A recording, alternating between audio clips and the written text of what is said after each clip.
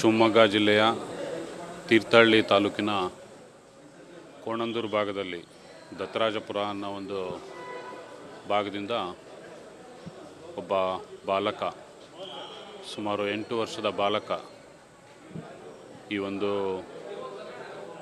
ಮಂಗನ ಕಾಯಿಲೆಯಿಂದ ಸಾವನ್ನಪ್ಪಿದ್ದಾನೆ ಅಂತ ಹೇಳಲಿಕ್ಕೆ ನಮಗೂ ಕೂಡ ದುಃಖ ಆಗ್ತಾಯಿದೆ. ಯಾಕೆಂದರೆ ಎಲ್ಲ ಥರದ ಚಿಕಿತ್ಸೆಯನ್ನು ನೀಡಿದಾಗ್ಯೂ ಕೂಡ ಈ ಬಾಲಕ ಸ್ಪಂದಿಸಲಿಲ್ಲ. ಒಟ್ಟಾದರೆ ಇವರ ಅಕ್ಕ ಗುಣಮುಖರಾದರು. ಈ ಒಂದು ಮಂಗನ ಕಾಯಿಲೆಯಿಂದ ತುತ್ತಾಗಿದ್ದರು. ಅವರು ಕೂಡ ಅವರ ಅಕ್ಕ ಅವರು ಗುಣಮುಖರಾಗಿ ಮನೆಗೆ ಬಂದಿದ್ದಾರೆ. ಒಟ್ಟಾದರೆ ದುರ್ದೈವ ಏನಂದರೆ ಈ ಬಾಲಕ ಚೇತರಿಸ್ಕೊಳ್ಳಿಲ್ಲ. ನಮ್ಮ ಮಣಿಪಾಲ್ ಆಸ್ಪತ್ರೆಯಲ್ಲಿ 10-12 ದಿನದಿಂದ ಇವರು ತೀವ್ರ ನಿಗಾ ಘಟಕದಲ್ಲಿದ್ದರು ಈ ಬಾಲಕ. ಒಟ್ಟಾದರೆ ಯಾವುದೇ ಒಂದು ಎಲ್ಲ ಥರದ ಚಿಕಿತ್ಸೆಯನ್ನು ಕೊಟ್ಟರೂ ಕೂಡ ಈ ಬಾಲಕ ಸ್ಪಂದಿಸಲಿಲ್ಲ. ಹಾಗಾಗಿ ಈ ಒಂದು ಚಿಕಿತ್ಸೆಯಲ್ಲಿ ನಮ್ಮ ಜಿಲ್ಲಾ ಉಸ್ತುವಾರಿ ಸಚಿವರು ಹಾಗೂ ನಮ್ಮ ಶಾಸಕರು ಎಲ್ಲರೂ ಕೂಡ ಮಣಿಪಾಲ್ ವೈದ್ಯರ ಜೊತೆ ಸಂಪರ್ಕದಲ್ಲಿದ್ದರು. ಅವರು ಕೂಡ ಇದರಲ್ಲಿ ತುಂಬ ಸ್ಪಂದಿಸಿದ್ದಾರೆ. ಮಣಿಪಾಲ್ ಆಸ್ಪತ್ರೆ ಎಲ್ಲ ವೈದ್ಯರು ಕೂಡ ಇದರ ಬಗ್ಗೆ ತುಂಬ ಒಂದು ಭಾರಿ ನಿಗಾ ವಹಿಸಿ ಈ ಬಾಲಕನನ್ನು ನೋಡಿಕೊಂಡಿದ್ದಾರೆ. ಆದರೂ ಕೂಡ ದುರ್ದೈವ ಇದಾಯಿತು.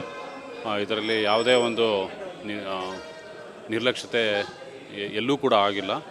ಜೊತೆಗೆ ನಾವೀಗ ಆ ಒಂದು ಭಾಗದಲ್ಲಿ ಈಗ ನಾವೀಗ ಎಲ್ಲ ಥರನಾದ ಒಂದು ಮುಂಜಾಗ್ರತೆ ಕ್ರಮಗಳನ್ನ ನಾವು ತೊಗೊಂಡಿದ್ದೀವಿ. ಆಮೇಲೆ ಯಾರೇ ಜ್ವರದ ಪ್ರಕರಣ, ಯಾವುದೇ ಕಾರಣಕ್ಕೆ ಜ್ವರ ಬಂದಿರಲಿ, ಅವರು ರಕ್ತದ ಮಾದರಿನ ಹತ್ತಿರದ ಸಮೀಪದ ಪ್ರಾಥಮಿಕ ಆರೋಗ್ಯ ಕೇಂದ್ರ ಇರ್ಬೋದು, ಇಲ್ಲ ನಮ್ಮ ಯಾರು ಫೀಲ್ಡ್ ವರ್ಕರ್ಸ್ ಏನು ಹೋಗ್ತಾರೆ, ನಮ್ಮ ಸಿಬ್ಬಂದಿ, ಆಸ್ಪತ್ರೆ ಸಿಬ್ಬಂದಿ, ಅವರಿಗೆ ರಕ್ತದ ಮಾದರಿಯನ್ನು ಕೊಡಬೇಕು ಅಂತ ನಾನು ಈ ಒಂದು ಸಂದರ್ಭದಲ್ಲಿ ಕಳಕಳಿಯಿಂದ ಕೇಳ್ಕೊಳ್ತಾ ಇದ್ದೇನೆ. ಯಾಕೆಂದರೆ ಯಾವುದೇ ಕಾರಣದಿಂದ ಜ್ವರ ಬಂದಿರಲಿ, ಅವರು ರಕ್ತದ ಮಾದರಿಯನ್ನು ಕೊಟ್ಟರೆ ಅದು ತಕ್ಷಣ ನಮಗೆ ಗೊತ್ತಾಗುತ್ತೆ. ಅದನ್ನು ಪತ್ತೆ ಹಚ್ಬಿಟ್ಟು ನಾವು ಮುಂದಿನ ಚಿಕಿತ್ಸೆಗೆ ನಮಗೆ ನೆರವಾಗುತ್ತೆ ಅಂತೇಳಿ ನಾನು ಹೇಳ್ತಾ ಇದ್ದೇನೆ. ಆಮೇಲೆ ನಾವು ಇದಕ್ಕೆ ಮಣಿಪಾಲ್ ಆಸ್ಪತ್ರೆ, ಆಮೇಲೆ ಇನ್ನೂ ಹಲವಾರು ಆಸ್ಪತ್ರೆ, ಎಂಪೆನಲ್ಡ್ ಆಸ್ಪತ್ರೆ ಅಂತ ನಾವು ಕರಿತೀವಿ. ಅಲ್ಲಿ APL ಇರಲಿ BPL ಇರಲಿ ಎಲ್ಲರಿಗೂ ಕೂಡ ಸಂಪೂರ್ಣ ಪೂರ್ತಿ ಉಚಿತ ಚಿಕಿತ್ಸೆ ನೀಡಲಾಗ್ತಾ ಇದೆ. ಇದು ಎಲ್ರಿಗೂ ಕೂಡ ಗೊತ್ತಿರಲಿ ಅಂತ ನಾನು ಹೇಳ್ತಾ ಇದ್ದೇನೆ. ಹಾಗಾಗಿ ಯಾವುದೇ ಕಾರಣದಿಂದ ಜ್ವರ ಬಂದಿರಲಿ, ಅವರು ಒಂದು ರಕ್ತದ ಮಾದರಿಯನ್ನು ಕೊಡಬೇಕು ಅಂತೇಳಿ ನಾನು ಎಲ್ಲರ ಹತ್ರ ವಿನಂತಿ ಮಾಡ್ಕೊಳ್ತೇನೆ. ಆಮೇಲೆ ಮುಂಜಾಗ್ರತೆ ಕ್ರಮವಾಗಿ ಎಲ್ಲ ಕಡೆಯೂ ಕೂಡ ಜ್ವರದ ಒಂದು ಸರ್ವೆ ನಡೀತಾ ಇದೆ. ಎಲ್ಲ ಕಡೆಯೂ ಕೂಡ ಸರ್ವೆ ನಡೀತಾ ಇದೆ. ಎಲ್ಲಿ ಜ್ವರ ಕಾಣುತ್ತೆ ಅಲ್ಲಿ ಅವರು ತಕ್ಷಣ ಪತ್ತೆ ಹಚ್ಬಿಟ್ಟು ಅವರಿಗೆ ರಕ್ತದ ಮಾದರಿಯನ್ನು ಶೇಖರಣೆ ಮಾಡಿ ತಕ್ಷಣ ಇಲ್ಲಿ ಶಿವಮೊಗ್ಗ VDLಗೆ ಟೆಸ್ಟಿಗೆ ಬರಲಿಕ್ಕೆ ನಾವು ವ್ಯವಸ್ಥೆಯನ್ನು ಮಾಡಿದ್ದೇವೆ. ಆಮೇಲೆ ಎಲ್ಲಾದರೂ ಮಂಗಗಳ ಸಾವಾದರೆ ತಕ್ಷಣ ಸಾರ್ವಜನಿಕರು ಹೇಳಬೇಕು ಅಂತಲೂ ಕೂಡ ನಾನು ಕೇಳ್ಕೊಳ್ತೇನೆ. ಆಮೇಲೆ ಯಾರೇ ಕಾಡಿಗೆ ಹೋಗೋದಿರಲಿ, ತೋಟಕ್ಕೆ ಹೋಗೋದಿರಲಿ, ಡಿಪಾ ಇಲ್ಲ ಅಂತೇಳಿ ನಾವು ಸಾಕಷ್ಟು ಎಲ್ಲ ಕಡೆಯೂ ಕೊಟ್ಟಿದ್ದೀವಿ. ಅವರು ಅದನ್ನ ತಮ್ಮ ಮೈಗೆ ಹಚ್ಕೊಂಡ್ಬಿಟ್ಟು ಹೋಗಬೇಕು ಅಂತೇಳಿ ನಾನು ಎಲ್ಲರ ಹತ್ರ ವಿನಂತಿ ಮಾಡ್ಕೊಳ್ತೇನೆ.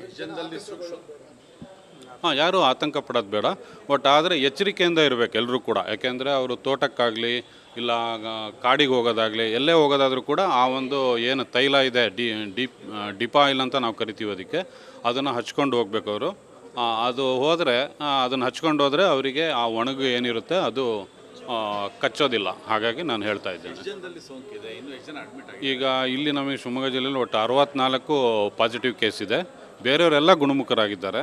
ಒಟ್ಟು ಈ ಒಂದು ಬಾಲಕ ನಮಗೆ ಇದಾಯಿತು. ಈಗ ನಮಗೆ 4 ಜನ ಇದರಲ್ಲಿದ್ದಾರೆ. ಎಲ್ಲರೂ ಕೂಡ ಈಗ ಮಣಿಪಾಲ್ ಹಾಸ್ಪಿಟ್ಲಲ್ಲಿ ಎಷ್ಟು ಜನ ಇದ್ದಾರೆ? ಮಣಿಪಾಲಲ್ಲಿ ಒಟ್ಟು 2 ಇರಬೇಕು ಅನಿಸುತ್ತೆ. ಮಣಿಪಾಲಲ್ಲಿ 2 ಇದ್ದಾರೆ.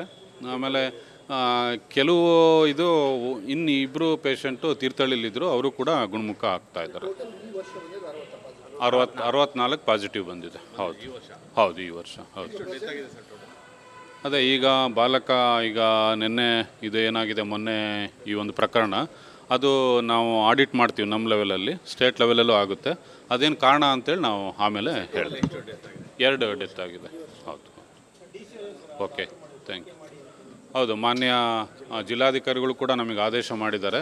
ಇದ್ರ ಬಗ್ಗೆ ಸಂಪೂರ್ಣ ತನಿಖೆ ನಡೆಸಿ ವರದಿ ಕೊಡಿ ಅಂತ ಹೇಳಿದ್ದಾರೆ. ನಾವು ಇನ್ನೊಂದು ವಾರದಲ್ಲಿ ಕೊಡ್ತೀವಿ. Okay, thank you. ಚಿಕಿತ್ಸೆ ಇದಕ್ಕೆ ಇಂಥದೇ ಚಿಕಿತ್ಸೆ ಅಂತ ಇಲ್ಲ. ಅವ್ರೇನಾದರೂ ತುಂಬ ಅವರಿಗೆ ಪ್ಲೇಟ್ಲೆಟ್ ಕಡಿಮೆ ಆಗುತ್ತೆ, ಇಲ್ಲ ಡಿಹೈಡ್ರೇಷನ್ ಅಂತ ಕರಿತೀವಿ ನಾವು. ತುಂಬ ನಿತ್ರಾಣರಾಗಿರ್ತಾರೆ, ಇದೆಲ್ಲ ಇದಾಗ್ಬಿಟ್ಟು, ಅಂದರೆ ನೀರಿನ ಅಂಶ ಎಲ್ಲ ಹೋಗಿರುತ್ತೆ. ಅಂಥವ್ರಿಗೆ ನಾವು IV ಫ್ಲೂಯಿಡ್ಸ್ ಹಾಕ್ತೀವಿ. ಆಮೇಲೆ ಪ್ಲೇಟ್ಲೆಟ್ ಇದನ್ನು ಕೊಡಬೇಕಾಗುತ್ತೆ. ಇದೆಲ್ಲ ಏನಿದ್ರೂ ಕೂಡ ಸಿಂಪ್ಟಮ್ಯಾಟಿಕ್, ಅದು ಏನು ರೋಗ ಲಕ್ಷಣ ಇರುತ್ತೆ ಅದಕ್ಕೆ ನಾವು ಟ್ರೀಟ್ಮೆಂಟ್ ಕೊಡ್ತೀವಿ. ಅಂದರೆ ಜ್ವರ ಇದ್ದರೆ ಜ್ವರಕ್ಕೆ, ವಾಂತಿ ಇದ್ದರೆ ವಾಂತಿ. ಇಲ್ಲ ಬಂದಿಲ್ಲ ಅದಕ್ಕಿನ್ನು. ಹೌದು, ಅದಕ್ಕೀಗ ಲಸಿಕೆ ಇದಕ್ಕೆ ನಡೀತಾ ಇದೆ, ಸಂಶೋಧನೆ ನಡೀತಾ ಇದೆ. ಮುಂದಿನ ವರ್ಷದಲ್ಲಿ ಲಸಿಕೆ ಬರ್ಬೋದು. ಶಿವಮೊಗ್ಗ ಜಿಲ್ಲೆಯ ತೀರ್ಥಹಳ್ಳಿ ತಾಲೂಕಿನ ಕೋಣಂದೂರು ಭಾಗದಲ್ಲಿ ದತ್ತರಾಜಪುರ ಅನ್ನೋ ಒಂದು ಭಾಗದಿಂದ ಒಬ್ಬ ಬಾಲಕ, ಸುಮಾರು 8 ವರ್ಷದ ಬಾಲಕ, ಈ ಒಂದು ಮಂಗನ ಕಾಯಿಲೆಯಿಂದ ಸಾವನ್ನಪ್ಪಿದ್ದಾನೆ ಅಂತ ಹೇಳಲಿಕ್ಕೆ ನಮಗೂ ಕೂಡ ದುಃಖ ಆಗ್ತಾಯಿದೆ. ಯಾಕೆಂದರೆ ಎಲ್ಲ ಥರದ ಚಿಕಿತ್ಸೆಯನ್ನು ನೀಡಿದಾಗ್ಯೂ ಕೂಡ ಈ ಬಾಲಕ ಸ್ಪಂದಿಸಲಿಲ್ಲ. ಒಟ್ಟಾದರೆ ಇವರ ಅಕ್ಕ ಗುಣಮುಖರಾದರು. ಈ ಒಂದು ಮಂಗನ ಕಾಯಿಲೆಯಿಂದ ತುತ್ತಾಗಿದ್ದರು ಅವರು ಕೂಡ, ಅವರ ಅಕ್ಕ. ಅವರು ಗುಣಮುಖರಾಗಿ ಮನೆಗೆ ಬಂದಿದ್ದಾರೆ. ಒಟ್ಟಾದರೆ ದುರ್ದೈವ ಏನಂದರೆ ಈ ಬಾಲಕ ಚೇತರಿಸ್ಕೊಳ್ಳಿಲ್ಲ. ನಮ್ಮ ಮಣಿಪಾಲ್ ಆಸ್ಪತ್ರೆಯಲ್ಲಿ 10-12 ದಿನದಿಂದ ಇವರು ತೀವ್ರ ನಿಗಾ ಘಟಕದಲ್ಲಿದ್ದರು ಈ ಬಾಲಕ. ಒಟ್ಟಾದರೆ ಯಾವುದೇ ಒಂದು ಎಲ್ಲ ಥರದ ಚಿಕಿತ್ಸೆಯನ್ನು ಕೊಟ್ಟರೂ ಕೂಡ ಈ ಬಾಲಕ ಸ್ಪಂದಿಸಲಿಲ್ಲ. ಹಾಗಾಗಿ ಈ ಒಂದು ಚಿಕಿತ್ಸೆಯಲ್ಲಿ ನಮ್ಮ ಜಿಲ್ಲಾ ಉಸ್ತುವಾರಿ ಸಚಿವರು ಹಾಗೂ ನಮ್ಮ ಶಾಸಕರು ಎಲ್ಲರೂ ಕೂಡ ಮಣಿಪಾಲ್ ವೈದ್ಯರ ಜೊತೆ ಸಂಪರ್ಕದಲ್ಲಿದ್ದರು. ಅವರು ಕೂಡ ಇದರಲ್ಲಿ ತುಂಬ ಸ್ಪಂದಿಸಿದ್ದಾರೆ. ಮಣಿಪಾಲ್ ಆಸ್ಪತ್ರೆ ಎಲ್ಲ ವೈದ್ಯರು ಕೂಡ ಇದ್ರ ಬಗ್ಗೆ ತುಂಬ ಒಂದು ಭಾರಿ ನಿಗಾ ವಹಿಸಿ ಈ ಬಾಲಕನನ್ನು ನೋಡಿಕೊಂಡಿದ್ದಾರೆ. ಬಟ್ ಆದರೂ ಕೂಡ ದುರ್ದೈವ ಇದಾಯಿತು. ಇದರಲ್ಲಿ ಯಾವುದೇ ಒಂದು ನಿರ್ಲಕ್ಷ್ಯತೆ ಎಲ್ಲೂ ಕೂಡ ಆಗಿಲ್ಲ. ಜೊತೆಗೆ ನಾವೀಗ ಆ ಒಂದು ಭಾಗದಲ್ಲಿ ಈಗ ನಾವೀಗ ಎಲ್ಲ ಥರನಾದ ಒಂದು ಮುಂಜಾಗ್ರತೆ ಕ್ರಮಗಳನ್ನ ನಾವು ತೊಗೊಂಡಿದ್ದೀವಿ. ಆಮೇಲೆ ಯಾರೇ ಜ್ವರದ ಪ್ರಕರಣ, ಯಾವುದೇ ಕಾರಣಕ್ಕೆ ಜ್ವರ ಬಂದಿರಲಿ, ಅವರು ರಕ್ತದ ಮಾದರಿನ ಹತ್ತಿರದ ಸಮೀಪದ ಪ್ರಾಥಮಿಕ ಆರೋಗ್ಯ ಕೇಂದ್ರ ಇರ್ಬೋದು, ಇಲ್ಲ ನಮ್ಮ ಯಾರು ಫೀಲ್ಡ್ ವರ್ಕರ್ಸ್ ಏನು ಹೋಗ್ತಾರೆ, ನಮ್ಮ ಸಿಬ್ಬಂದಿ, ಆಸ್ಪತ್ರೆ ಸಿಬ್ಬಂದಿ, ಅವರಿಗೆ ರಕ್ತದ ಮಾದರಿಯನ್ನು ಕೊಡಬೇಕು ಅಂತ ನಾನು ಈ ಒಂದು ಸಂದರ್ಭದಲ್ಲಿ ಕಳಕಳಿಯಿಂದ ಕೇಳ್ಕೊಳ್ತಾ ಇದ್ದೇನೆ. ಯಾಕೆಂದರೆ ಯಾವುದೇ ಕಾರಣದಿಂದ ಜ್ವರ ಬಂದಿರಲಿ, ಅವರು ರಕ್ತದ ಮಾದರಿಯನ್ನು ಕೊಟ್ಟರೆ ಅದು ತಕ್ಷಣ ನಮಗೆ ಗೊತ್ತಾಗುತ್ತೆ. ಅದನ್ನು ಪತ್ತೆ ಹಚ್ಬಿಟ್ಟು ನಾವು ಮುಂದಿನ ಚಿಕಿತ್ಸೆಗೆ ನಮಗೆ ನೆರವಾಗುತ್ತೆ ಅಂತೇಳಿ ನಾನು ಹೇಳ್ತಾ ಇದ್ದೇನೆ. ಆಮೇಲೆ ನಾವು ಇದಕ್ಕೆ ಮಣಿಪಾಲ್ ಆಸ್ಪತ್ರೆ, ಆಮೇಲೆ ಇನ್ನೂ ಹಲವಾರು ಆಸ್ಪತ್ರೆ, ಎಂಪೆನಲ್ಡ್ ಆಸ್ಪತ್ರೆ ಅಂತ ನಾವು ಕರಿತೀವಿ. ಅಲ್ಲಿ APL ಇರಲಿ, BPL ಇರಲಿ, ಎಲ್ಲರಿಗೂ ಕೂಡ ಸಂಪೂರ್ಣ ಪೂರ್ತಿ ಉಚಿತ ಚಿಕಿತ್ಸೆ ನೀಡಲಾಗ್ತಾ ಇದೆ. ಇದು ಎಲ್ರಿಗೂ ಕೂಡ ಗೊತ್ತಿರಲಿ ಅಂತ ನಾನು ಹೇಳ್ತಾ ಇದ್ದೇನೆ. ಹಾಗಾಗಿ ಯಾವುದೇ ಕಾರಣದಿಂದ ಜ್ವರ ಬಂದಿರಲಿ, ಅವರು ಒಂದು ರಕ್ತದ ಮಾದರಿಯನ್ನು ಕೊಡಬೇಕು ಅಂತೇಳಿ ನಾನು ಎಲ್ಲರ ಹತ್ರ ವಿನಂತಿ ಮಾಡ್ಕೊಳ್ತೇನೆ. ಆಮೇಲೆ ಮುಂಜಾಗ್ರತೆ ಕ್ರಮವಾಗಿ ಎಲ್ಲ ಕಡೆಯೂ ಕೂಡ ಜ್ವರದ ಒಂದು ಸರ್ವೆ ನಡೀತಾ ಇದೆ. ಎಲ್ಲ ಕಡೆಯೂ ಕೂಡ ಸರ್ವೆ ನಡೀತಾ ಇದೆ. ಎಲ್ಲಿ ಜ್ವರ ಕಾಣುತ್ತೆ ಅಲ್ಲಿ ಅವರು ತಕ್ಷಣ ಪತ್ತೆ ಹಚ್ಬಿಟ್ಟು ಅವರಿಗೆ ರಕ್ತದ ಮಾದರಿಯನ್ನು ಶೇಖರಣೆ ಮಾಡಿ ತಕ್ಷಣ ಇಲ್ಲಿ ಶಿವಮೊಗ್ಗ VDLಗೆ ಟೆಸ್ಟಿಗೆ ಬರಲಿಕ್ಕೆ ನಾವು ವ್ಯವಸ್ಥೆಯನ್ನು ಮಾಡಿದ್ದೇವೆ.